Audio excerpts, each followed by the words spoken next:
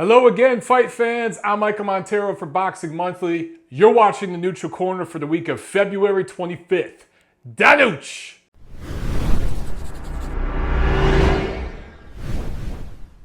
Oh man, schedule's heating up, man. Schedule's heating up over the next few weeks, actually over the next month or so. We got a lot of good stuff. Lots of news and notes to talk about, so let's get started. All right, so let's start off with Scott Quigg. He just announced that he's leaving his longtime trainer, Joe Gallagher. He's going to start working with Freddie Roach.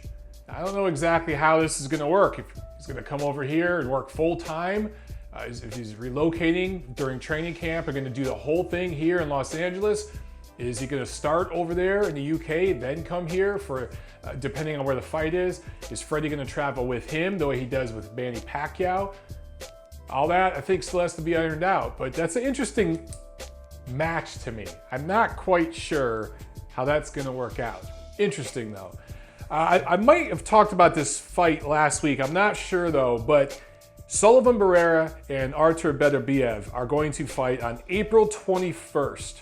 And this is going to be, they don't have a venue yet, but they know that the fight's going to be in Miami, Florida. Of course, Barrera is a Cuban guy, so you figure he just came off a really, really good win. He's getting things maybe a little bit his way here. Beterbiev, props to him, traveling down to Miami. There's a heavy Cuban population, so you got to figure that the crowd's going to be on Barrera's side for the most part. But look, I love this matchup.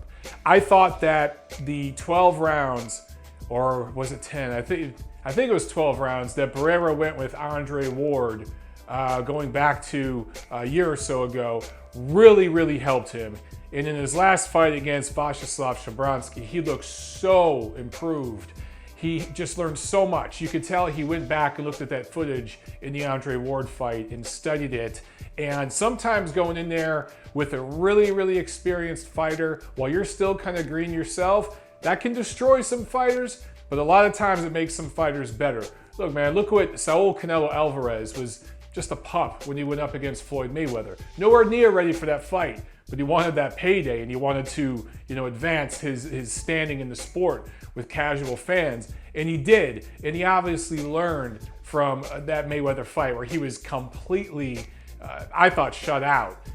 If you look at Barrera's fight with Ward, he won some rounds and had some moments in there, and there was plenty to learn from, and he's done that. And Beterbiev, I've always been high on him. So the winner of this fight, in my opinion, is a top 4 light heavyweight, solidified top 4. He's right up there with Ward, Kovalev, and Stevenson. Right up there and ready to challenge those guys. And I can't wait to see this one. I think that's going to be a really, really good fight.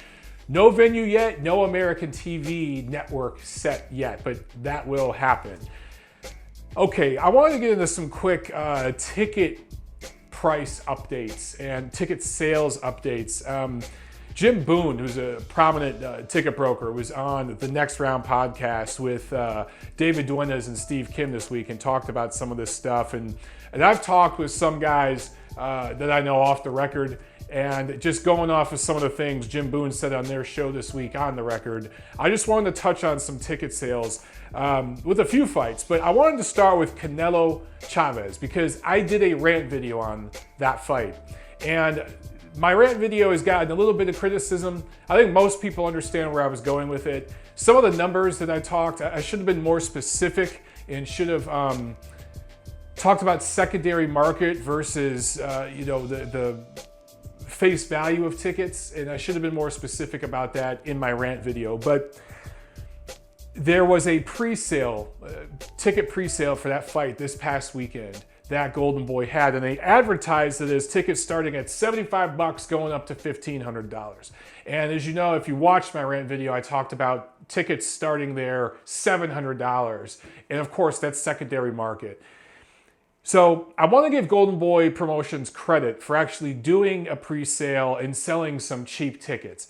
Apparently, roundabout, these are estimates, $400 or less. Tickets that are $400 or less, at least 6,000 or so of those tickets were sold, we can confidently say. So that's pretty damn good. That's about a third of what the capacity crowd will do. So a third of the tickets sold were $400 or less. So I got to give Golden Boy Promotions credit, and I have to, look, I need to correct myself. I should have waited until the pre-sale ticket information came out before I did my rant video. However, the $75 price tickets, if you look at the seating charts and everything, there were about 2 rows in the entire arena priced that much, okay? So it's a tactic that the big promoters use for a lot of big fights. They'll say, hey man, we're starting tickets at X amount of dollars. It's a very small number of tickets. So technically they're not lying. But when not even 1,000 of the tickets in this 20,000 ticket arena were $75, that lets you know where their mind is. Now, like I said, several thousand were 400 or less. I think that's overpriced for nosebleed tickets at a boxing match like Canelo-Chavez, which is going to be a lot of fun, but there's not a legitimate title at stake or anything here. So, you know, we can argue all that back and forth. I still think it's overpriced. The bottom line is the second-rate market for these tickets are selling for thousands of dollars, and the lower bowl tickets are going for thousands of dollars. It's still overpriced, in my opinion. I still think they'll do possibly a sellout, maybe very, very close to a sellout. We'll see. A month or so from now, we'll see if ticket prices start fluctuating and they start dropping prices, or if those secondary market ticket prices go up even more, depending on the demand for the fight. We shall see. But for now, we do know that several thousand cheap, quote unquote, you could say, tickets were sold. But guys, don't buy into all this $75, $125 bullshit. There were just a few rows of those tickets sold. So my rant video, I could have stated some things better, and I just need to clear the air on that. I should have waited, and I should have included the pre-sale ticket pricing and information in my rant video. That's my mistake. I jumped the gun on that. Literally, the night that I loaded that video up and released it, an hour later, tweets started going out about the pre-sale thing. So it's just bad timing on my part. I still think that it's an overpriced tickets, you know, just top to bottom, but especially the lower bowl. And I'm not even talking about secondary market. But just go on StubHub and just over the next month or so, just watch the tickets. I think that they're going to continue to be pricey for that event. Another event coming up, Daniel Jacobs versus Keith Thurman. Jim Boone talked about this. Originally for ringsides at that fight, they had $1,000. And the promoter of that fight, Lou DiBella, was originally kind of dissing the Golovkin-Jacobs fight and saying, you know, we got the better New York fight and we got the better tickets, so you should come to our fight. That fight sucks, blah, blah, blah. I'm paraphrasing, but that was basically the notion, right? Well, those $1,000 original ticket prices have dropped to $750, and it's nowhere near sold out, right? And that's at Barclays. So I think they'll do a good crowd, but I don't think that's going to be a sellout. And they have tickets as cheap as $55 for that fight. Meanwhile, a couple weeks later, Golovkin and Jacobs ticket prices are doing very, very well. There are legitimately 5,000 tickets in that 20,000 or so seat arena at Madison Square Garden that are priced at $100. So it's not, oh, we have $100 tickets, but it's 2 rows. It's 5,000 tickets at that price. So those are going to go. Generally, tickets at that price go closer to the fight. Those are people who are 50-50 on it because of money that at the last second decide to go. Those tickets usually sell within the last couple weeks really, really well. The best value for tickets to that fight, if you're still wanting to go and you've got the money to spend, based on the seating charts and all that, the $400 to $600 price range. Those are the best tickets to that card. By the way, speaking of that card, I did a preview video on it. Golovkin-Jacobs, the definitive guide. If you haven't seen it yet, check it out. It's on my channel. I'll be tweeting it out and all this stuff over the next month or so. I had some great video footage that I broke down between the Golovkin and Murray fight, back when he fought Martin Murray. And the reason why I chose Martin Murray is because he's the same height and length as Danny Jacobs. So I thought that was a fair comparison. And some of the tactics Martin Murray employed, I think Jacobs should. I think part of what Murray did, holding and keeping things in the center of the ring when he could, sliding off the ropes when he could, using the jab when he could. Those were things that helped him prolong that fight. That and just him being a very, very tough, durable guy. Way more tough and durable, I would say, than Jacobs, at least based on what we've seen. But I bring this up because the YouTube Nazis would not allow me to use that video. And I had about 4 or 5 different clips I was going to show. None of the clips were more than a few seconds long. I begged and pleaded. I went back and forth. I tried different things. I tried taking all the audio out of the clips. I tried doing everything. Wouldn't let me. So my Golovkin-Jacobs preview video isn't quite as good. I do have video of Jacobs when he fought Dmitry Pirog, because I think there's some things he did in that fight that he could do against Golovkin to help himself out. And that video is fine. I was able to get that video and use it, no problem. But the Golovkin-Murray video wouldn't let me use it, so I'm sorry for that. But it's still a damn good video, still a good breakdown, so check it out. But that's enough with the news and notes. Let's review last week's action. So last Friday in Los Angeles, we had another LA Fight Club. Those are always fun. The crowd was sparse because there was an actual storm here in LA. Now look, the people here, when I first moved here and people talked about storms, I'm from the East Coast. I grew up with real rainstorms and thunderstorms and hurricanes, all kinds of shit, tornadoes, right? And here, when it rains half an inch, people call it a storm. This thing last Friday was an actual storm. My building downtown where I was working that day was actually creaking because the building was shaking. That's how bad the wind was.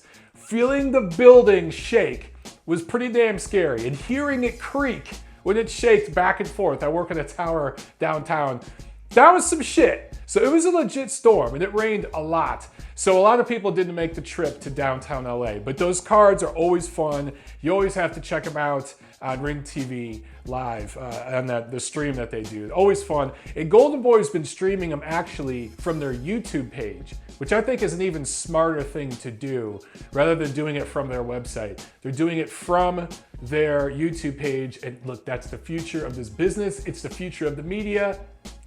Right here, it's what I do, right? More and more people are jumping to that and pulling the plug on their cables, so I think it's smart for Golden Boy to start experimenting with that. So that was a lot of fun, as always. And then, of course, Roy Jones Jr., the battle in Delaware, knocks out Bobby Gunn. His corner retired, I think, at the end of the 8th round. So, yeah, I mean, that pretty much went the way we all thought it would, okay? But in the co-feature, Kanat Islam, Kazakhstan fighter, scores a first-round KO over a Brazilian fighter, Robson Assis. Islam is an interesting 154-pounder to keep an eye on. Watch this guy. I think he's got a little something to him. He's got to step up on opposition this year, and we'll see what happens with that. But interesting fighter. Keep an eye on him. Of course, Saturday, the big card. There was a triple header on Showtime. And this was a PBC and Showtime deal from the Cintas Center in Cincinnati, Ohio. Marcus Browne scored a 6-round TKO over Thomas Williams. Williams, I think, went to the hospital for a possible broken jaw after the fight. Williams was dropped several times. First knockdown was in the second. And while he took a knee, and he fell to a knee, he was knocked down by Browne, and then kind of saw Browne charge at him and kind of crouched while he was on his knee and coiled, and Browne hit him again. Wasn't a hard punch, kind of a glancing blow, but it was egregious enough where I've seen fighters get disqualified, straight up disqualified, no warning, no point deduction, disqualified for lesser punches than that. We've all seen it, right? There's plenty of cases we could name. So, I don't know, man. The referee did take a point, I believe. He did take a point, and he gave Williams 5 minutes to recover. But to me, that was a really egregious foul.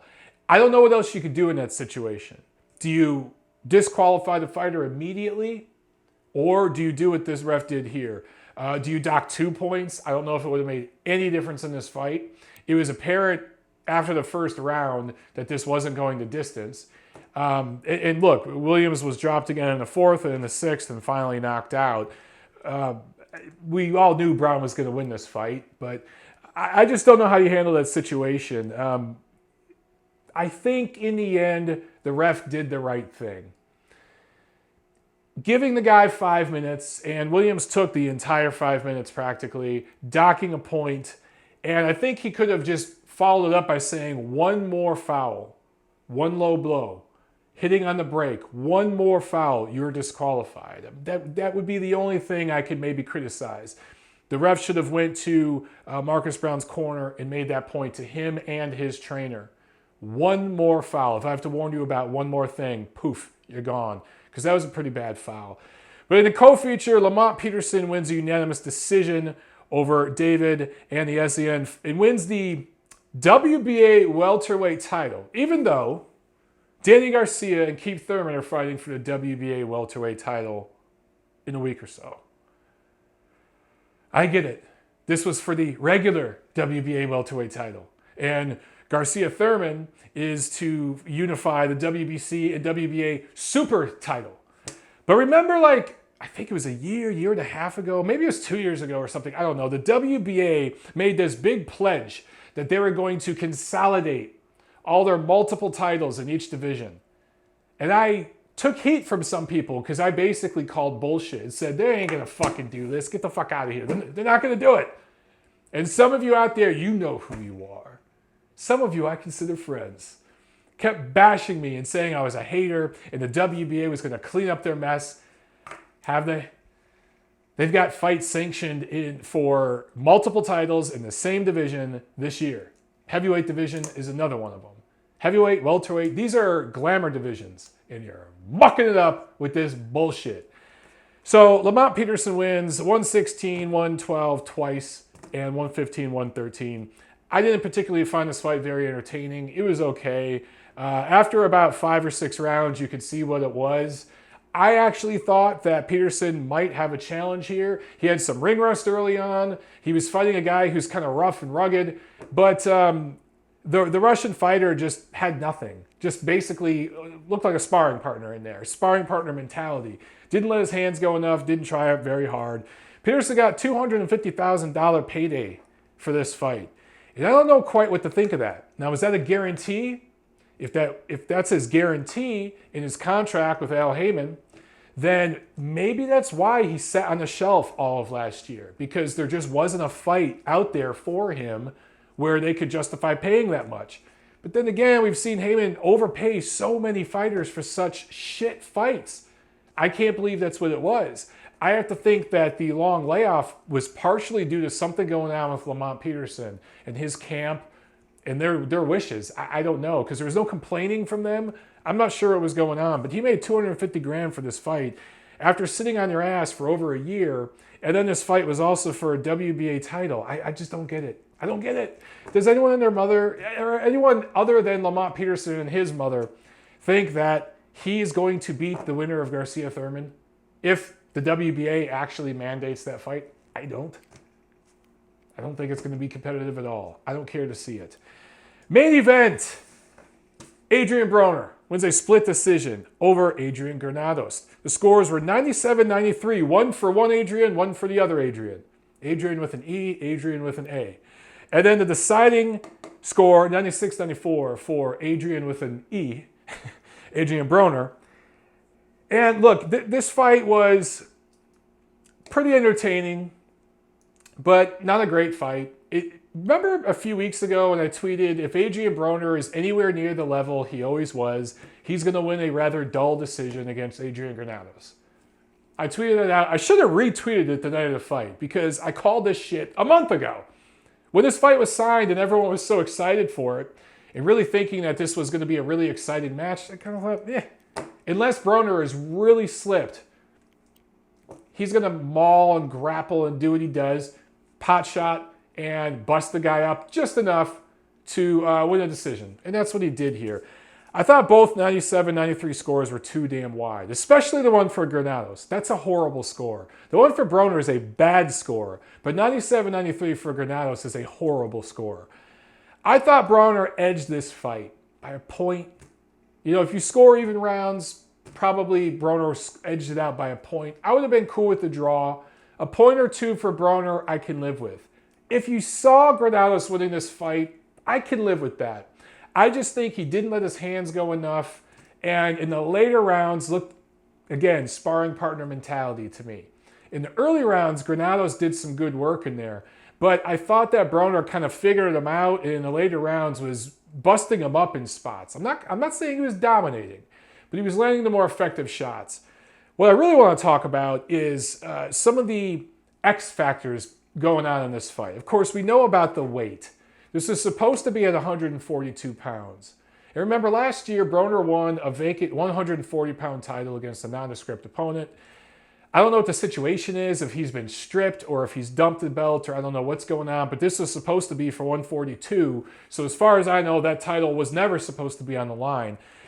But then at the end, he said he wanted to come in at 147. And it's obvious now that that extra weight, with all the mauling and grappling and forearming and headbutting and hitting and holding that Broner did throughout the fight, those extra 5 pounds helped him with that.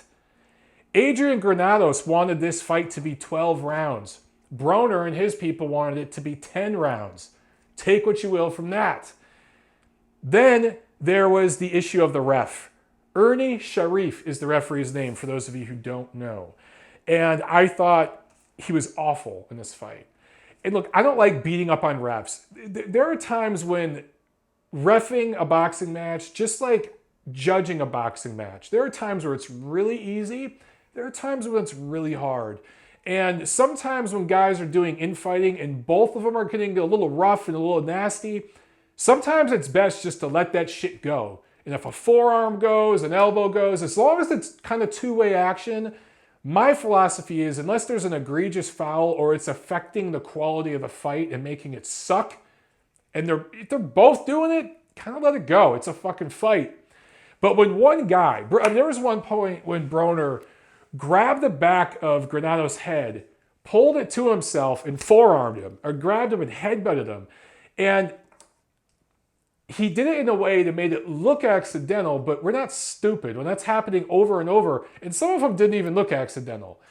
He was mugging him with one forearm and throwing a shot behind it. I can't remember, I think it was the right that he was, mugging with the forehead, or it might have been the left, where he was just kind of pushing Granados' head back. You're supposed to blind your opponent with a jab. Broner was blinding him with a fucking forearm and then coming over it or coming under it. And the referee didn't even warn him. He gave Granados several soft warnings for shit he was doing, which was minimal rough stuff. Broner was doing all kinds of nasty shit. And the ref, not even one soft warning I can see in the entire fight. I thought points could have been deducted. I think on neutral territory with a good ref, at least 1 point would have been taken. And this fight's probably a draw if it's anywhere other than Cincinnati with this ref. And I'm not trying to say that there was foul play here. And you guys know I'm not a conspiracy theorist or anything like that. All this was simply an A side having their way over a B side. A quote-unquote name having their way over a quote-unquote opponent. And Granados had to know coming in, especially when they said, 10 rounds, 147 pounds. He had to freaking know that he was the opponent. He's not stupid. They needed to go for broke. They needed to go for a knockout. And I just didn't see that from Granados. So you know what? You can't complain about the decision. You went there knowing the deal. You got paid. You didn't go for broke. You didn't step on that gas pedal late. And, look, he was getting touched up. And that might have played a part of it. And you got to give Broner some credit. And I will also say later in the fight, the forearms and headbutts and that kind of shit died down a little bit because Broner didn't need to do it so much late. There were several times in the fight where Granados kind of walked away with his back turned and kind of reset. He looked confused in some rounds. It just is what it is, man. I don't have a problem with this decision. Some people are calling it a robbery. I think that's insane. If you don't agree and you thought Granados won, that's fine. But this wasn't a robbery. I thought that Broner did what he had to do. He should have been docked a point, and if he was, I would have had to fight a draw. But all in all, I'm cool with this decision. Here's the thing. Broner's act is getting old. I just don't care about the guy anymore. He said after this fight he wants to stay at 147 pounds. He wants to be a role model and start doing the right thing. In the post-fight interview, he talked a bunch of ignorant shit for about the first minute or so. The crowd booed. The Cincinnati crowd booed.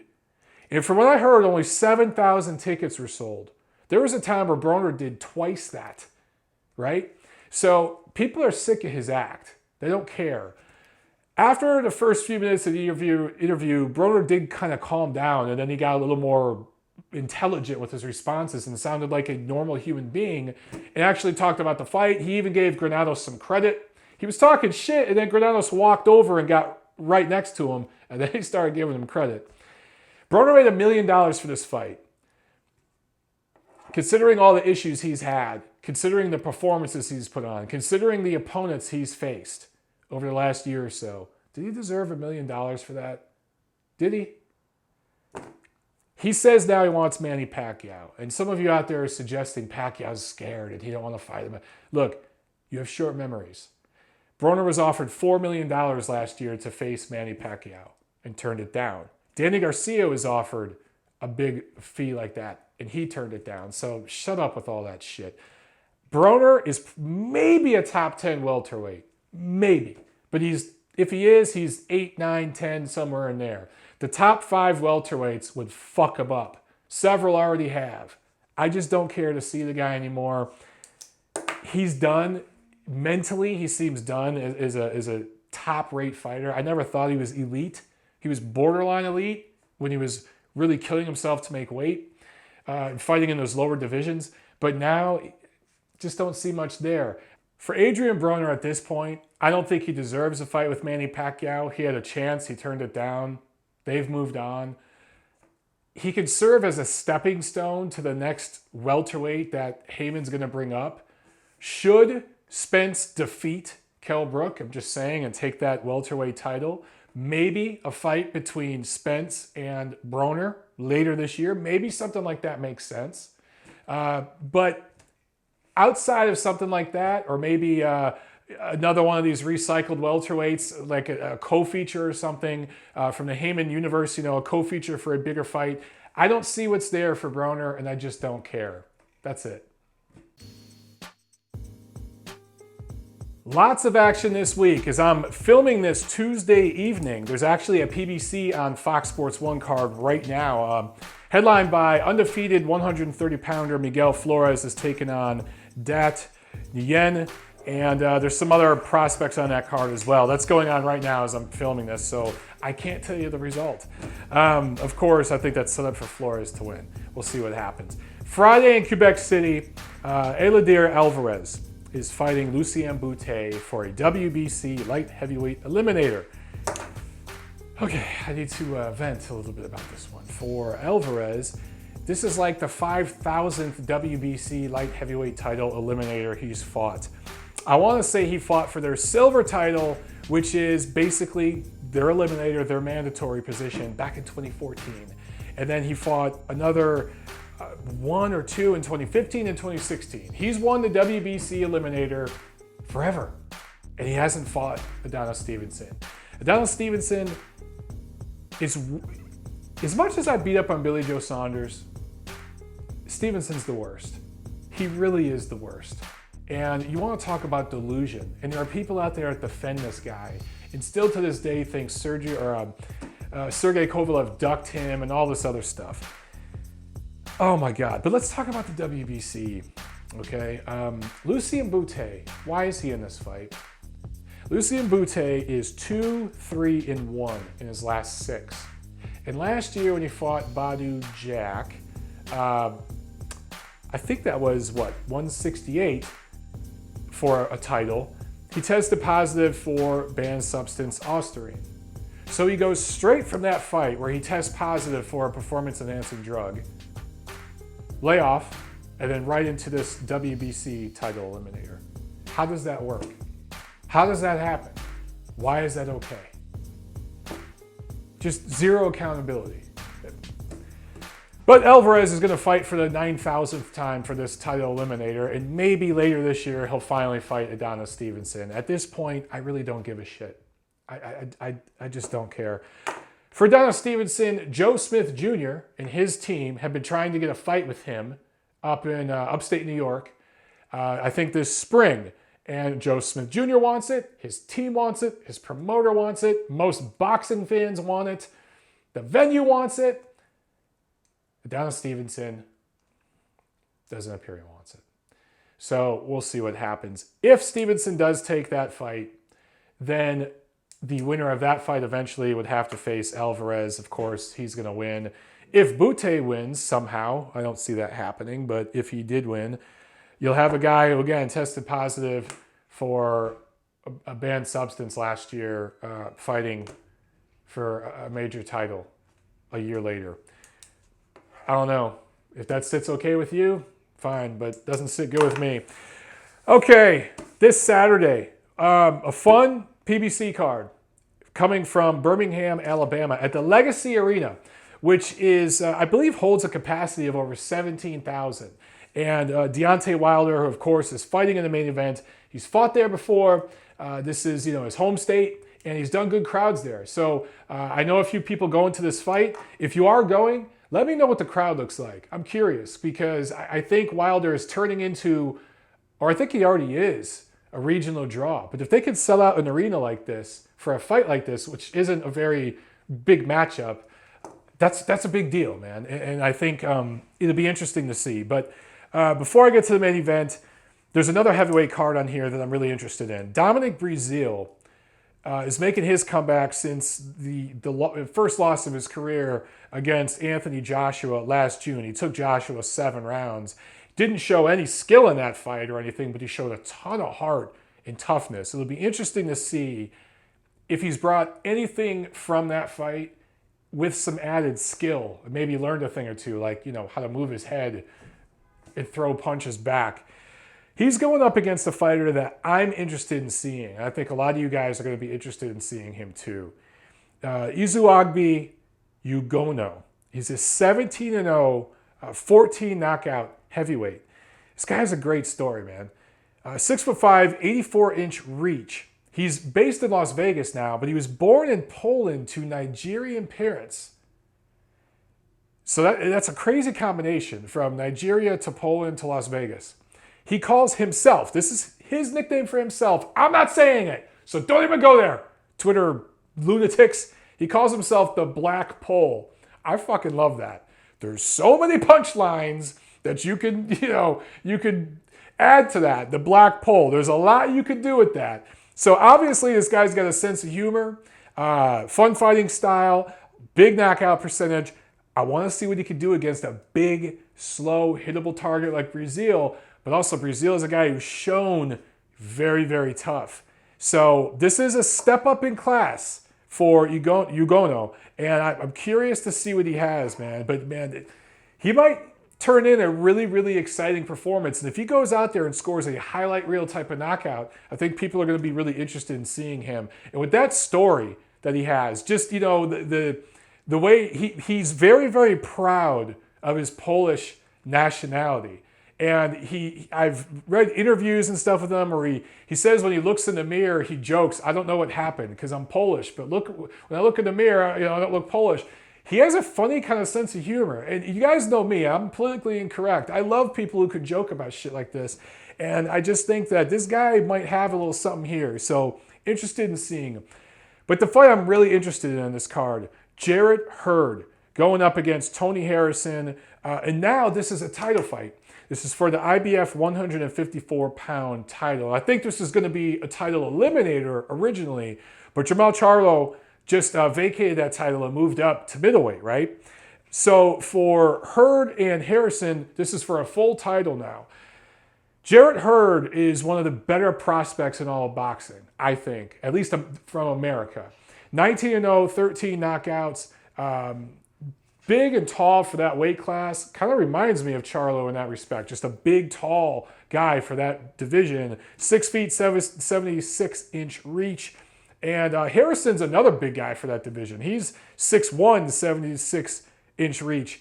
24-1, 20 knockouts. But that was kind of a bubble that got burst. Remember the knockout loss to Willie Nelson in 2015. Harrison was one of these prospects that went the typical Al Heyman route, just spoon-fed can after can after can, and they got in there with a guy who could take a shot and give a shot, and it cost him. Has he learned since then? You know, what has he been doing since then to improve on his flaws?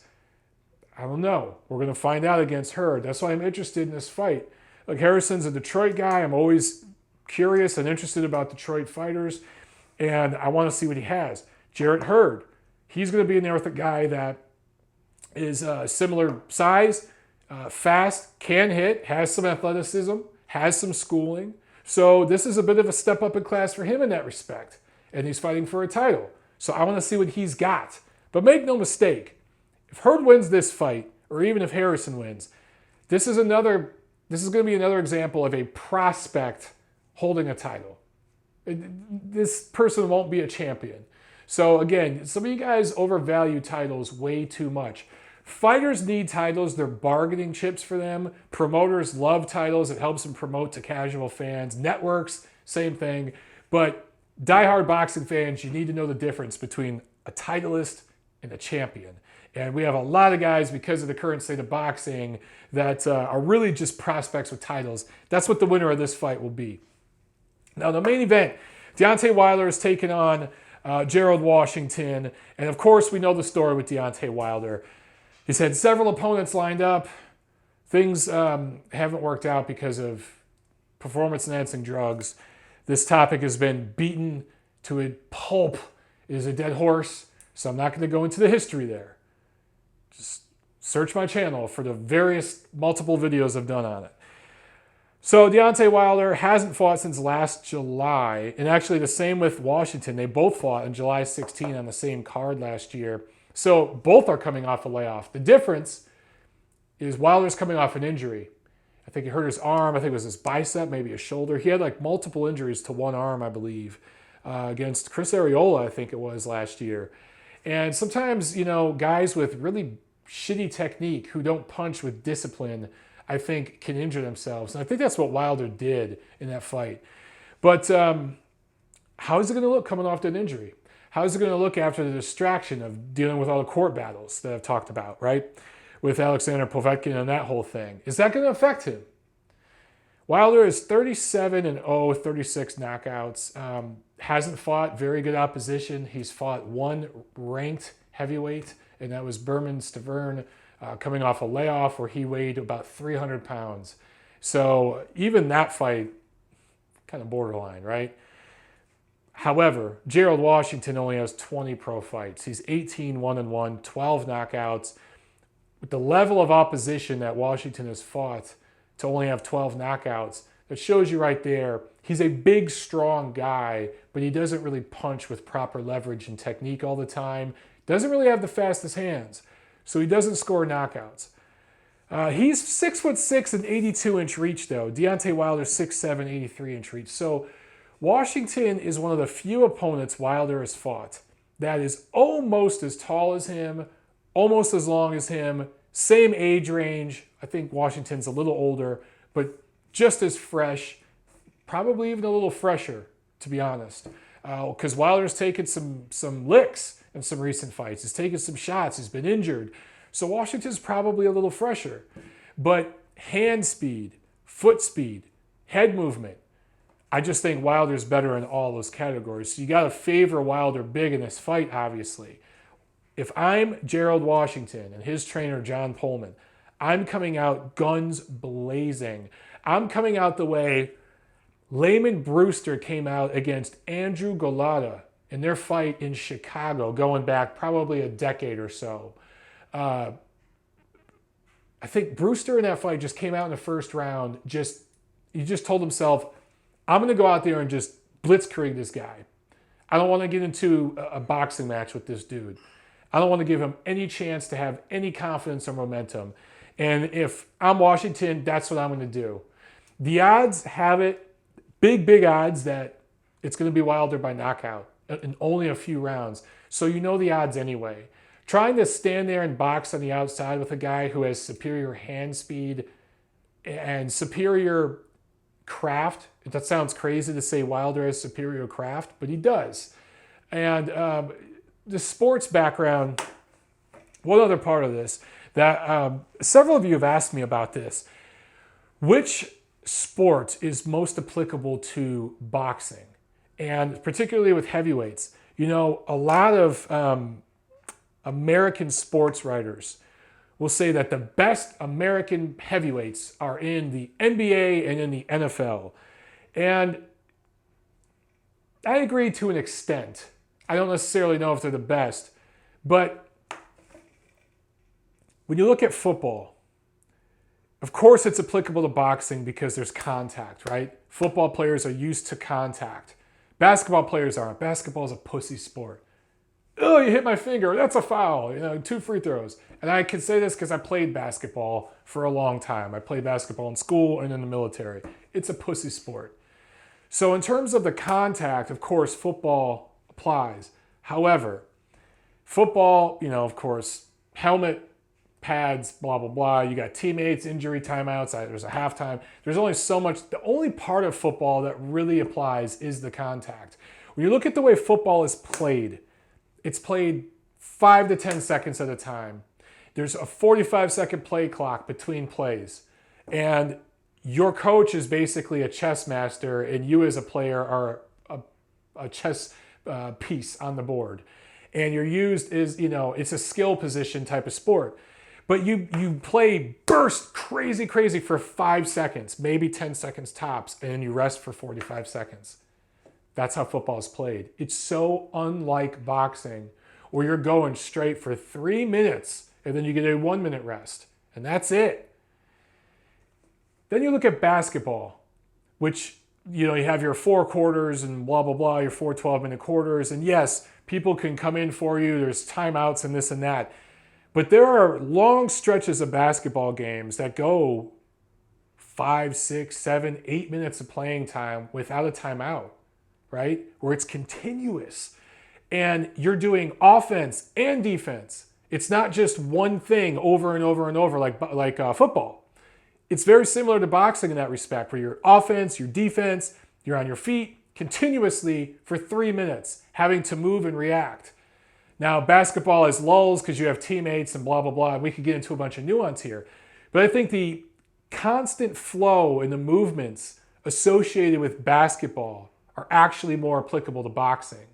So when people say that all the best American heavyweights are in the NBA and the NFL, I think you kind of got to have skills from both to be a good boxer. You got to be comfortable with the contact and the rage and the aggression that football is played with, because that's in boxing.